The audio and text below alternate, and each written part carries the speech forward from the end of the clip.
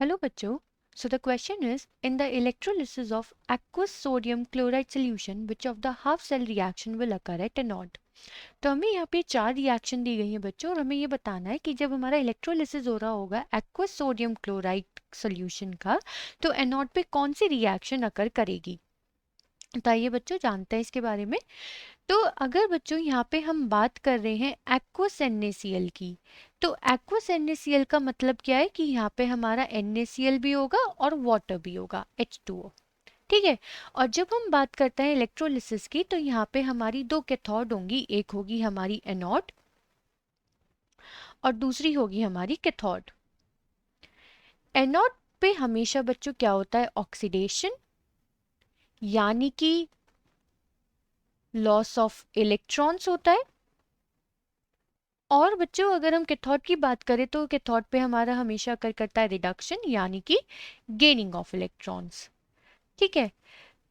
तो अब अगर हम यहाँ से समझें, यहाँ पे जो हमें ये चार ऑप्शंस दिए गए हैं, तो हम यहाँ से अपना क्वेश्चन इजी बना सकते हैं. वो कैसे? पहले अगर हम इन चारों ऑप्शन में से ये देख लें कि कौन सी रिएक्शन एनोड पे पॉसिबल है, तो हमारे लिए ये क्वेश्चन आसान होगा. तो अगर हम देखें पहले इक्वेशन को, Na प्लस इलेक्ट्रॉन को गेन करके Na में चेंज हो रहा है, यहाँ पे गेनिंग ऑफ इलेक्ट्रॉन है. तो बच्चों हम क्या कह सकते हैं कि जो फर्स्ट रिएक्शन है वो तो हमारी रिडक्शन रिएक्शन है, यानी कि वो हमारी किस पे कैरी आउट होगी, वो हमारी होगी कैथोड पे.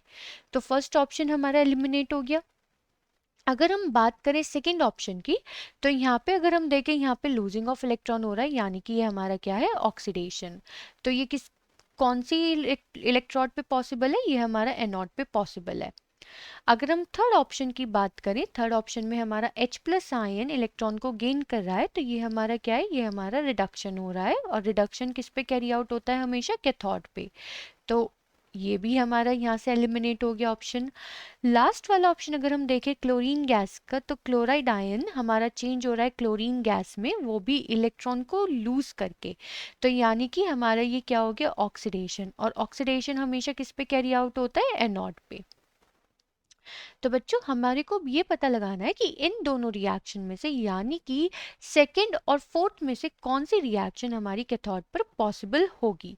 तो चलिए बच्चों आइए जानते हैं अब इसके बारे में.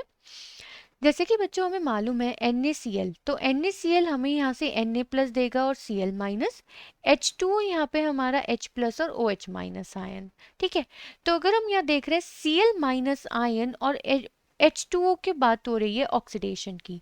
अगर बच्चों हम चेक करें, जो हमारा H2O का E नॉट सेल गिवन है और जो क्लोराइड आयन का E नॉट सेल गिवन है, तो बेसिकली हमारे को यहाँ पे क्या पता है कि अगर हमारा E नॉट सेल जितना कम होता है, उसकी ऑक्सीडाइज होने के चांसेस उतने ही ज़्यादा होते हैं.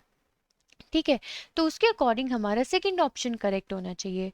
पर बच्चों अगर हम सेकंड ऑप्शन देखें यहाँ पे, तो जो हमारा ऑक्सीजन है उसका ऑक्सीडेशन होना एक बहुत ही स्लो प्रोसेस होता है, काइनेटिकली पॉसिबल नहीं हो पाता है, और इसके लिए हमें बहुत हाई वोल्टेज की ज़रूरत पड़ती है.